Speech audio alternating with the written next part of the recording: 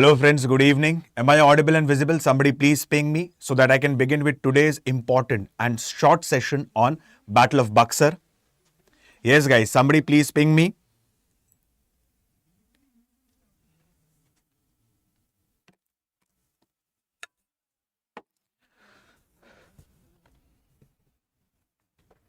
Yes, hello everyone. Hi, this is Alok Ojha. Welcome to StudyIQ IS English. My friends, by now we have seen vivid aspects of different battles, such as we have seen Battle of Plassey, we have seen Anglo-Carnatic Wars, Third Battle of Panipat, and so on. So as a part of important battles fought during the rule of Britishers, we are going to understand important battles which are quite important from the perspective of examination, first thing. And second, all the important battles that we are going to discuss here, it would be in the form of a story. For example, if you're reading, just example Battle of Buxar, like today's topic is Battle of Buxar. So if we read different books, in such a case, what happens?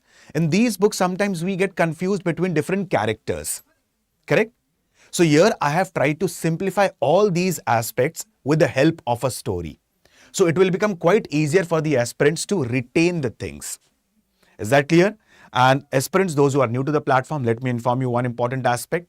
I have already covered ancient Indian history, medieval Indian history and modern Indian history as a part of YouTube series. Apart from this, there were certain topics which were left of modern Indian history, which included important battles that were fought during the era of Britishers. That I am going to discuss today.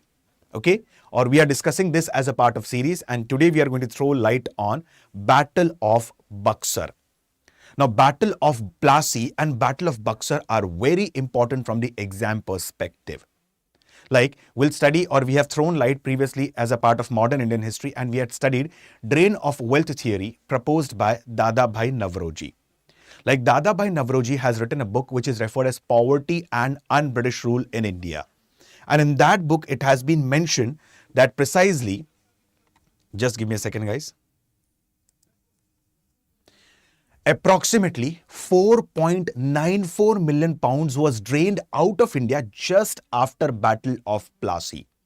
Okay, so just within a span of 1757 to 1764, approximately 5 million pounds was drained out of India.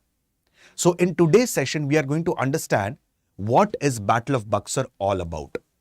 Who was Mir Jafar? We have seen that previously. But who was Mir Qasim and how did Mir Qasim come to power? We are going to throw light on that.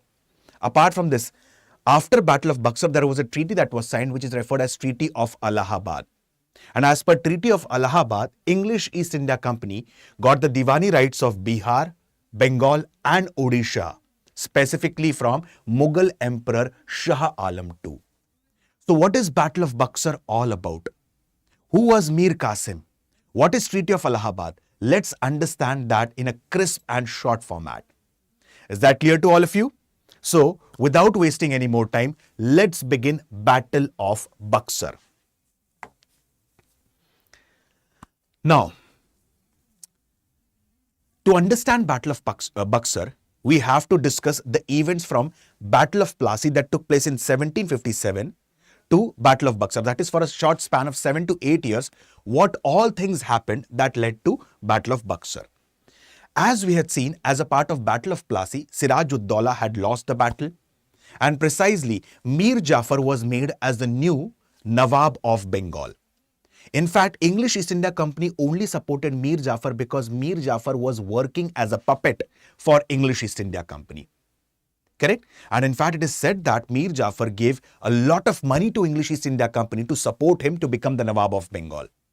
Apart from this, Mir Jafar also gave the region of 24 Parganas to English East India Company after the Battle of Plassey. So now, Mir Jafar is the new Nawab of Bengal. So we will begin our story from here, that how Mir Jafar was replaced and how Mir Qasim became the new Nawab of Bengal. Clear? So now let's understand about this. Mir Jafar is the Nawab of Bengal. And it is said that when Mir Jafar became the Nawab of Bengal, he had promised English East India Company that I will pay you a lot of money to remain on the post of Nawab of Bengal. Okay? And in fact, he had given a lot of money to English East India Company to remain on the post of Nawab of Bengal. Okay, and whatever money that he had promised till October 1757, he had already paid half of the money. Now, in October 1757, Robert Clive asked him a question, when are you going to pay the rest half of the money? So at that time, Mir Jafar said that, I have already paid you half of the money. The rest half of the money, I will pay you in 6 equal installments in the coming 3 years. So this was promised by Mir Jafar to English East India Company, or it was promised to whom? Specifically Robert Clive. By Mir Jafar. This was a promise made by Mir Jafar to Robert Clive. Okay. But after some time, what happened? By 1758, the treasury got almost depleted. Almost. In fact, it is said that Mir Jafar had to pay a heavy price to become the Nawab of Bengal. And the entire money from the treasury of Bengal was drained into the treasury of English East India Company. So many historians do write that specifically Mir Jafar, to stay on the position of Nawab of Bengal, it broke the backbone of entire Bengal economy at that time. And apart from this, there was a continuous and a lot of interference by Robert Clive, English East India Company, in the administration of Bengal. So because of all these reasons, Mir Jafar got completely frustrated. Okay? Now, by 1758, by the end of 1758, Mir Jafar joined hands with Dutch East India Company. Clear? So, Mir Jafar now joined hands with whom? He joined hands with Dutch East India Company. And English East India Company comes to know about this. And Robert Clive says, on one hand, you have paid us half of the money and you have promised us that you are going to pay the rest half of the money in 6 equal installments in the coming 3 years. On the other hand, you are joining hands with Dutch East India Company. How can we trust you? Immediately in 1759, Dutch East India Company was attacked by Robert Clive, and in that case, Dutch East India Company was defeated. Hope so the point is clear till here. Now moving with the further part of the story, what happened further? Let's understand. Now, 1760, Robert Clive got retired and he went back to London. Robert Clive is also hailed as the hero of Battle of Plassey as per different Western historians. Okay. Yes, Kaizen, very good evening. So he is also referred as hero of Battle of Plassey. Now, precisely, Robert Clive was replaced by another governor of Fort William, and his name was Henry Van Straat. I repeat, his name was Henry Van Straat. Clear? I'll repeat the story again within short, because many of the aspirants, those who have joined late, they can easily correlate the different aspects. As we had seen, after the Battle of Plassey, Mir Jafar was made as a new Nawab of Bengal. And he had to pay a very heavy price to become the Nawab of Bengal. Apart from this, he had also given the region of 24 Parganas to English East India Company. Clear? Now, till October 1757, Mir Jafar had paid half of the money that he had promised to English East India Company. When Robert Clive asked him, when are you going to pay the rest half of the money? So he said that, I will pay the rest half of the money in the coming 3 years in 6 equal installments.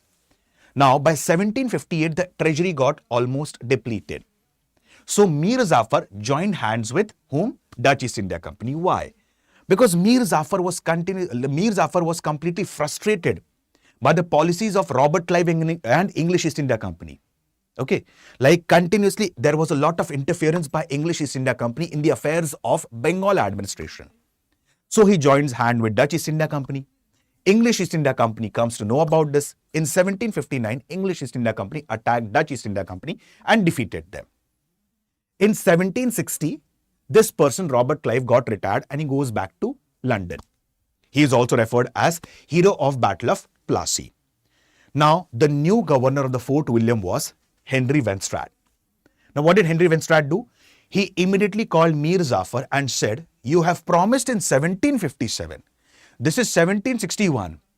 Okay, you have promised that you are going to pay the rest half of the money. You are going to pay the rest of the dues specifically in the coming 3 years in 6 equal installments. Where is the money? And secondly, when are you going to pay the money?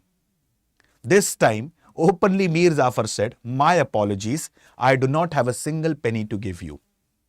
I don't have the money to pay to English East India Company. Do whatever you wish to. This was said by Mir Jafar to this person, whose name was Henry Van Straat. And he was a new governor of Fort William.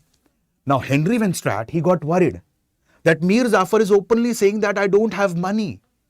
Okay, so how will we recover the dues that are with Mir Jafar? Okay, so Henry Wenstratt, he was completely he was very frustrated. Immediately, he called a meeting of Calcutta Council. Immediately, he called a meeting of Bengal Council and said that Mir Jafar is saying that I don't have money. So how will we recover the dues from Mir Jafar? So everyone thought that specifically it is necessary to replace Mir Jafar. But who is the best person who can be replaced, who can replace Mir Jafar? So majority of the members present in the Calcutta Council said that there is a person who can replace Mir Jafar. Okay, and that person is Mir Qasim. Now, who was Mir Qasim? Now, Mir Qasim, he was son-in-law as well as a military commander of Mir Jafar. Okay. Now, Henry Wenstratt asked a question to Calcutta Council. If he is the son-in-law of Mir Jafar, why will he support English East India Company? He said, like the members of the Calcutta Council said, that he is aspiring to become the Nawab of Bengal since a long time. So immediately, this was seen as an opportunity by the members of Calcutta Council and Henry Wenstratt. And a secret meeting was held between Mir Qasim and whom? English East India Company. Now, English East India Company, represented by Henry Wenstratt, they put forward certain conditions in front of in front of Mir Qasim. Like they called Mir Qasim and said, we know that you are aspiring to become the Nawab of Bengal. We will support you in that effort. But you have to accept our 4 conditions. And if you fulfill all these 4 conditions, 100% we are going to support you to become the Nawab of Bengal. Okay.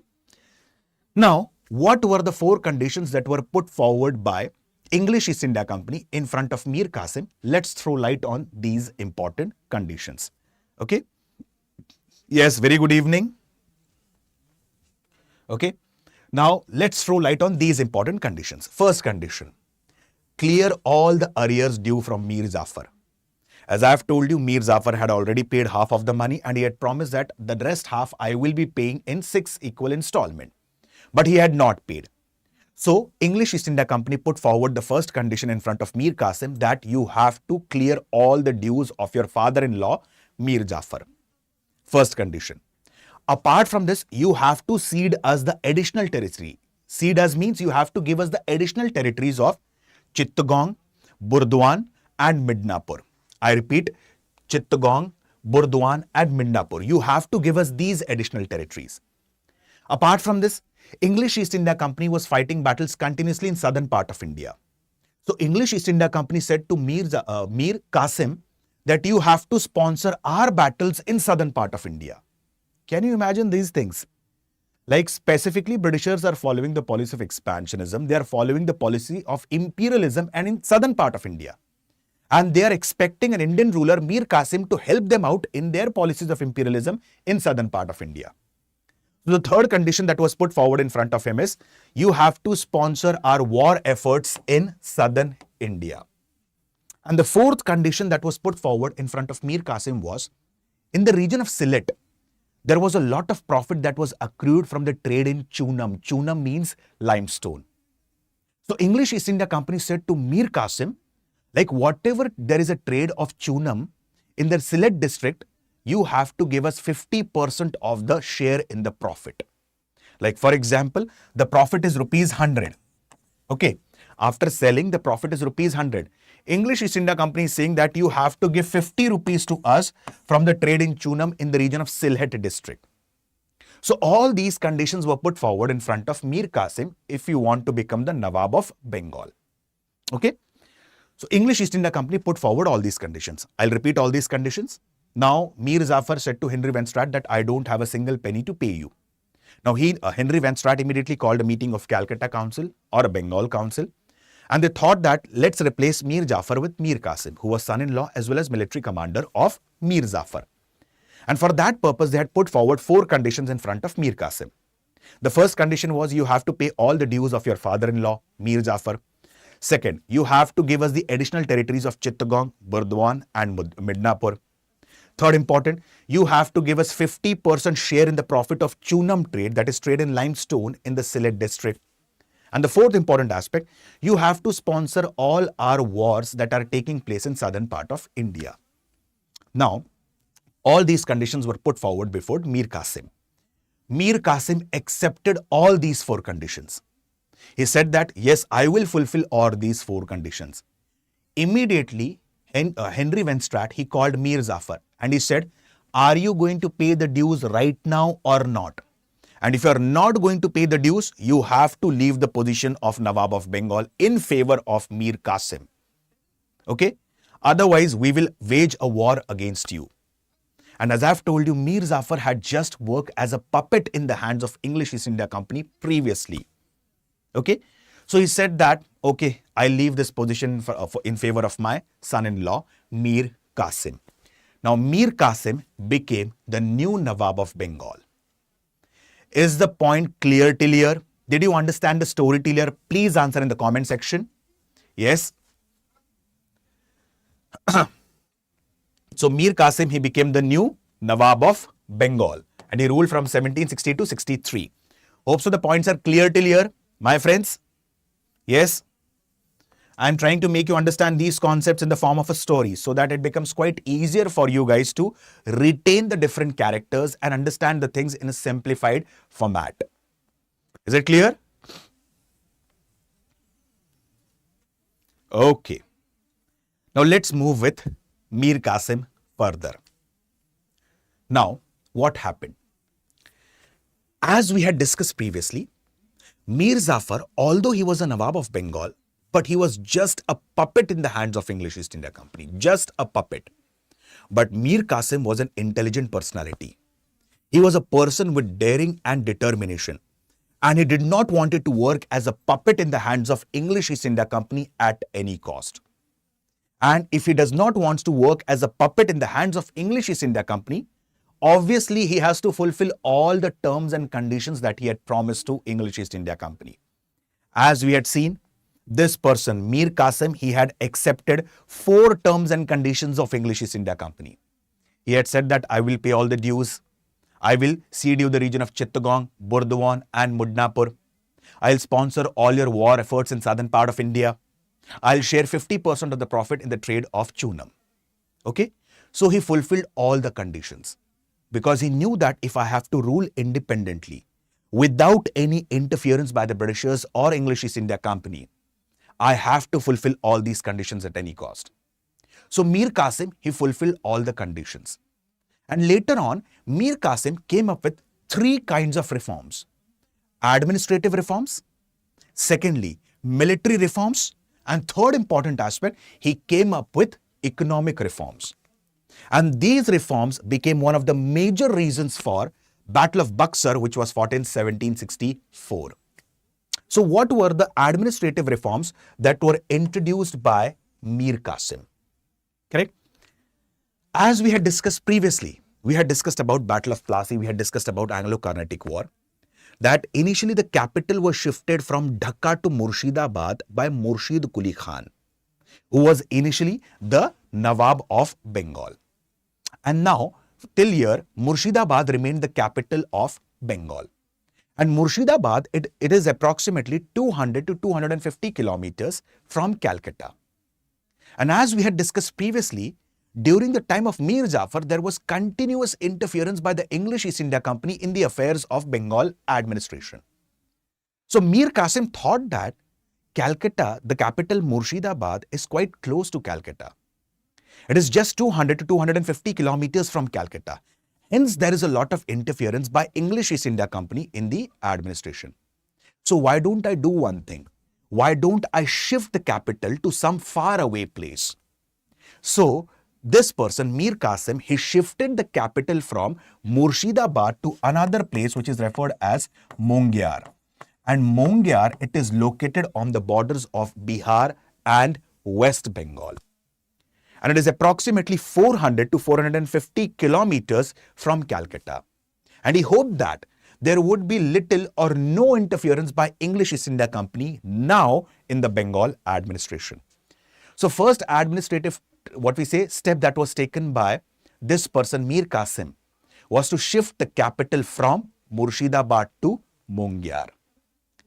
Second thing that he did was bring up certain military reforms. Now, what kind of military reforms that he come up with? Now,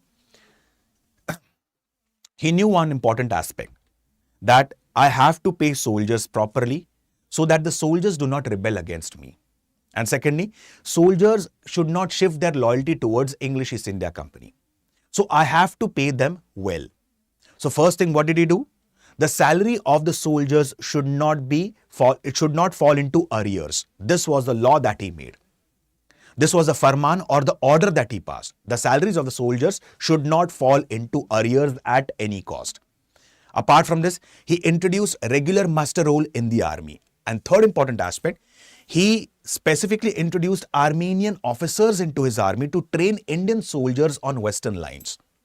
Apart from this, he also started factory for manufacturing of arms and ammunition. So these were the military reforms that were being introduced by Mir Qasim. And the third most important aspect that became one of the major reasons for Battle of Buxar was the economic reforms that was being introduced by Mir Qasim. And what kind of economic reforms did he come up with? Let's understand about these economic reforms. Okay? Pay attention carefully.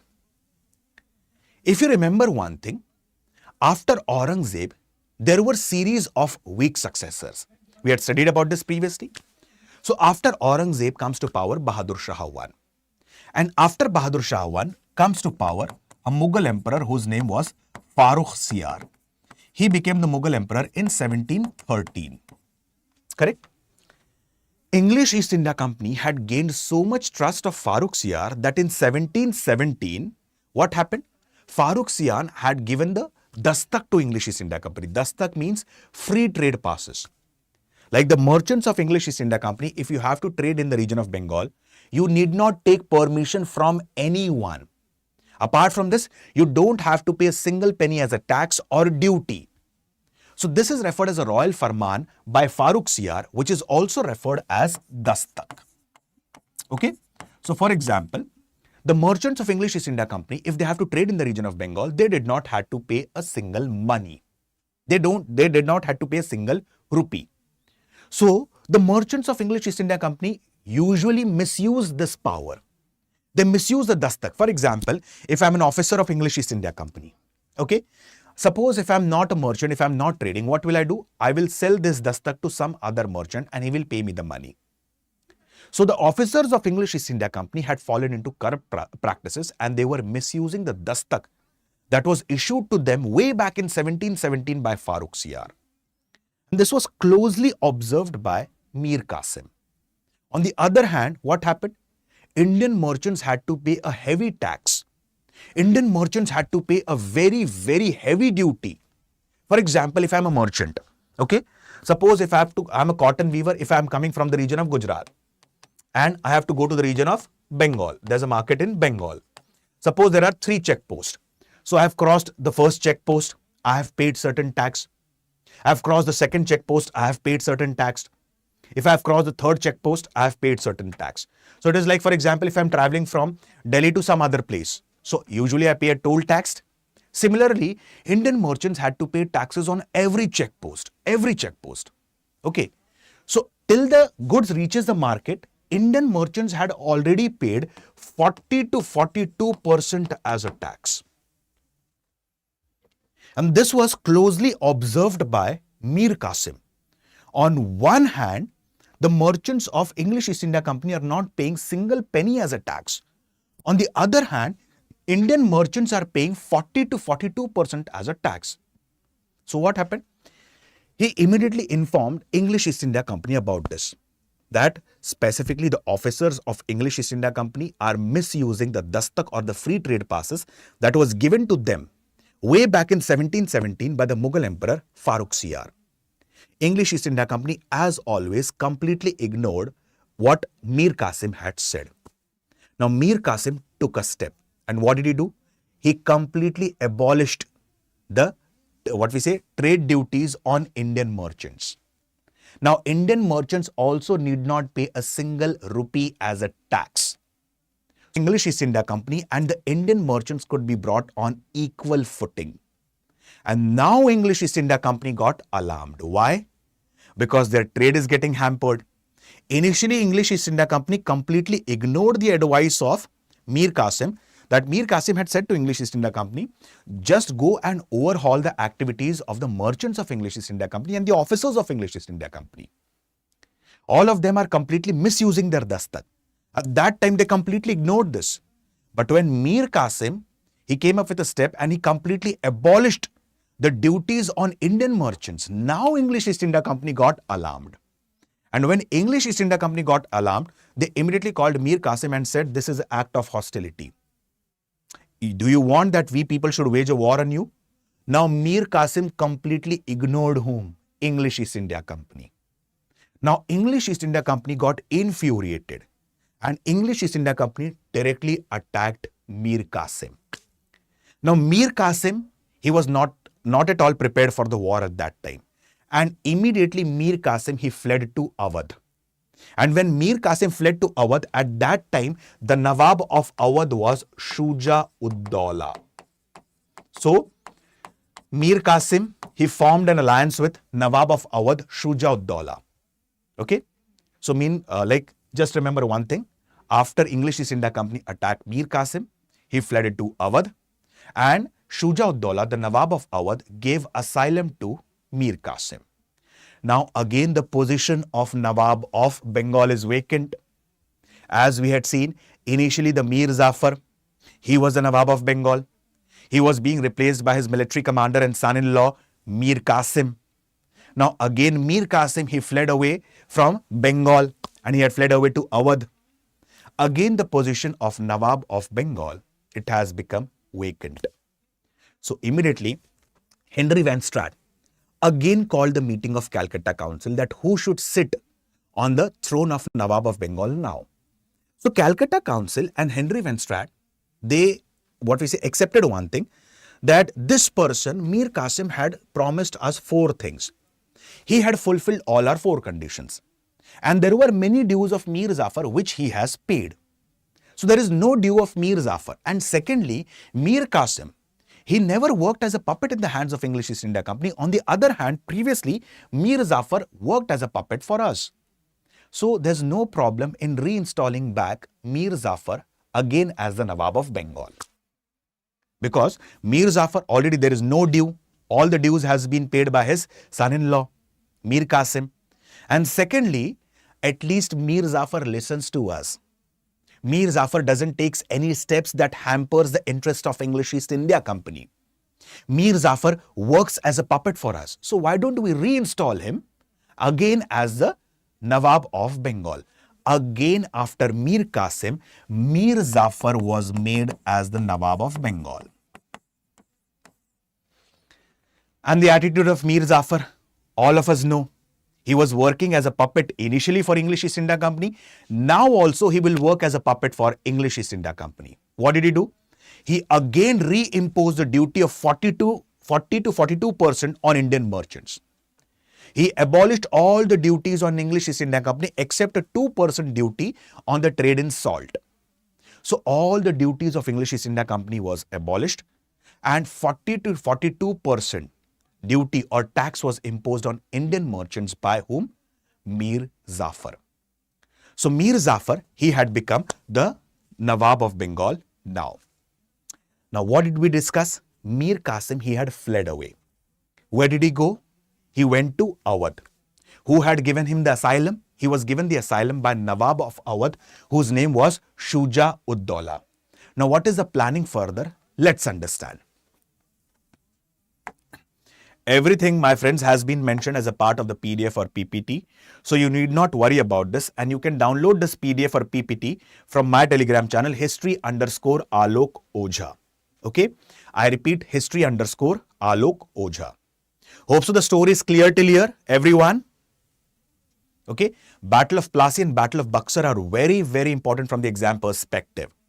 And I've tried to explain all these battles in the format of a story for easier understanding of the aspirants. So now let's continue with the story. Okay. As I've told you, Mir Qasim, he had fled to Awadh and he was given asylum by Nawab of Awadh, whose name was Shuja-ud-Dawla. Correct? So Mir Qasim comes to know one more thing, that there was one more person whose name was Shah Alam II. Okay, he was given the asylum by Nawab of Awadh. Now, who was Shah Alam II? Let's understand about this. Okay. As we had discussed, after Aurangzeb, there were series of weak Mughal rulers. After Aurangzeb comes to power, Bahadur Shah. After Bahadur Shah I comes to power, Farooq Siyar, the Mughal emperor. Like Farooq Siyar, it is said that Farooq Siyar, he had issued dastak, like he had given free trade passes to the English East India Company. After Farooq Siyar comes what we say Muhammad Shah Rangila. And during the time of Muhammad Shah Rangila, as we had seen, Bengal had become independent. How? Because during the time of Muhammad Shah Rangila, the Subedar or the governor of Bengal was Murshid Quli Khan. He had declared his independence and started he started ruling the region of Bengal independently. After him was Ahmad Shah Bahadur, and then comes Alamgir II. Now, Alamgir II had a military commander who wanted to hijack the power. So, what did he do? His military commander, Imad ul Mulk. I repeat, his military commander, Imad ul Mulk. What did he do? He killed this person, Alamgir II. And the son of Alamgir II was Shah Alam II. So, Imad ul Mulk thought that even if I have killed Alamgir II, but still his son is there. So, probably he will regroup the nobles and attack on me. So, why don't I kill Shah Alam II as well? So, the military commander of Alamgir II, Imad ul Mulk, had killed Alamgir II. And now he wanted to kill his son, Shah Alam II. So, Shah Alam II, he fled away and he went to which place? Awadh. And he was again given asylum by Nawab of Awadh, Shuja ud Daula. So, now there are three people in Awadh. Nawab of Awadh, Shuja ud Daula, then Shah Alam II and Mir Qasim. In fact, Shah Alam II, he did not had any capital. He did not had money. He did not had any territory to rule. He did not had army. But still he assumed the title of Mughal emperor. He assumed that he is the Mughal emperor, and he said that if I become the next Mughal emperor, I will make Shuja ud Daula as my wazir. I will make him my military commander. This was promised by whom? Mughal Emperor Shah Alam II to Shuja ud Daula. So now all of them three created an alliance. Okay, against whom? English East India Company. And finally, in 1764, Battle of Buxar was fought. The Battle of Buxar was fought between English East India Company and the triple alliance of Nawab of Awadh, Shuja ud Daula, self-declared Mughal Emperor Shah Alam II, and Mir Qasim. And all of them had to face a very humiliating defeat. In fact, it is said that Mir Qasim, he fled away from the battlefield. And same like Battle of Plassey, the Battle of Buxar, it was also in the favor of English East India Company. Okay, so Battle of Buxar was also in the favor of English East India Company. Now, immediately after Battle of Buxar in 1765, a treaty was signed, and that treaty is referred as Treaty of Allahabad. Okay, so what is Treaty of Allahabad all about? Let's understand about this. Hope so the points are clear till here. Please answer in the comment section. Do you want me to repeat any particular part of the story? I don't have any problem with repeating. But all the concepts should be crystal clear, everyone. Okay? Yes, Sangeeta ji. Very good evening. Okay? So, Battle of Buxar, again it was in the favor of English East India Company. Now, as I have told you, Robert Clive, he had retired in 1760, but he had come back now again. And when Robert Clive came back again, Treaty of Allahabad was signed. Now, as a part of... Okay, Kirmada, thank you. As a part of Treaty of Buxar, what had happened? Now, specifically, certain things were accepted by English East India Company on behalf of Mughal Emperor Shah Alam II, and certain things were also accepted on behalf of Nawab of Awadh, Shuja ud Daula. Now, Robert Clive, he comes and says to Nawab of Awadh and Mughal Emperor Shah Alam II that I have a good news and a bad news for both of you. So, what would you like to hear first? So, specifically, it was a good news. So, English East India Company said to Nawab Shuja-ud-Dawla that, see, you have revolted against us. You have provided asylum to our enemy, Mir Qasim, but we forgive you. Okay? And we again accept you as the Nawab of Awadh. But we have faced huge war losses. Who is going to pay the compensation for these war losses? Who is going to compensate for this? So you have to pay us a war indemnity of 50 lakh rupees. So Robert Clive said to Nawab of Awadh, Shuja-ud-Dawla, that we accept you as the Nawab of Awadh. But for that, you have to pay us 50 lakh rupees as a war indemnity, as a war compensation. Okay? Apart from this, you have to give certain part of your territory such as Kara and Allahabad to Mughal Emperor Shah Alam II. So this was a good news and a bad news for Shuja-ud-Dawla. Now what was a good news and a bad news for Shah Alam II? Let's understand about that. English East India Company said to Shah Alam II, we recognize you as the Mughal Emperor. Shah Alam II said, even if you do not recognize me as the Mughal Emperor, I have declared myself as the Mughal Emperor. Say something different. So at that time, English East India Company said, you have declared yourself as the Mughal Emperor. Do you have any territory to govern? Do you have any money? Do you have army? So how can you declare yourself as the Mughal Emperor? We now declare you as the Mughal Emperor. Apart from this, we will give you 26 lakh rupees. And apart from this, English East India Company ordered Nawab of Awadh Shuja-ud-Dawla to give the territories of Kara and Allahabad to Mughal Emperor Shah Alam II. Can you observe this diplomatic game? On one hand, English East India Company has taken 50 lakh rupees as a war compensation from Nawab of Awadh.